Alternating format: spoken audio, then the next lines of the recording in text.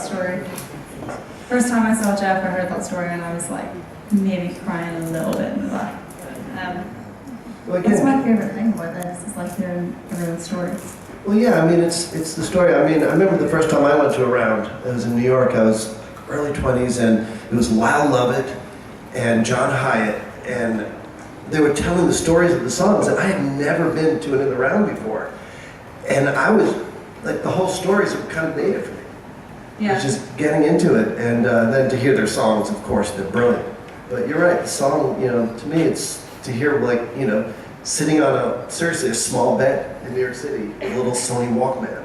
Yeah. You never think anyone's going to hear a song. Especially when you hear a song that you know, like, I've been to Nashville and I've been in around and I've heard people sing like some of my favorite songs and they tell me the story of how they wrote it or why they wrote it.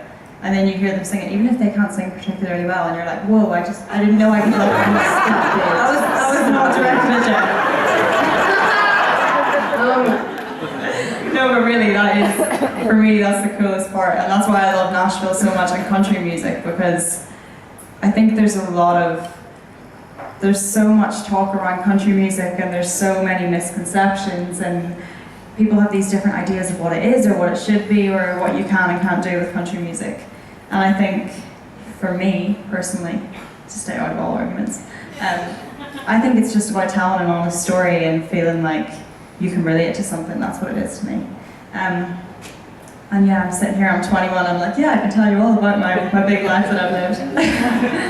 No, but I put out my first album last year, and it was weird for me because I do feel like I haven't lived enough to be able to talk to people or to give advice or to feel like I know any better, but I think what I do is I have to talk from my own experience, and being like 18 to 21, which is the time that I wrote that album in, I mostly just learned about boys and friends and moving to London because that's what I did. But I think a big part of what I did learn is how much I depended on other people's opinions of me and how much I measured my own worth by what other people thought of me. And it doesn't have to be a breakup, it can be losing a friendship or it can be a family member or whatever it is, but I think sometimes when somebody else doesn't see value in you, or somebody puts you down, or somebody that you thought would always be with you walks away and makes you think you're worth nothing, sometimes that's when you reflect and you realize how much you are worth, and it kind of takes somebody else not seeing it for you to see it. So that was a big lesson for me to learn, and I wrote a song about it, and it's called Enough for You. So I'm going to play that one.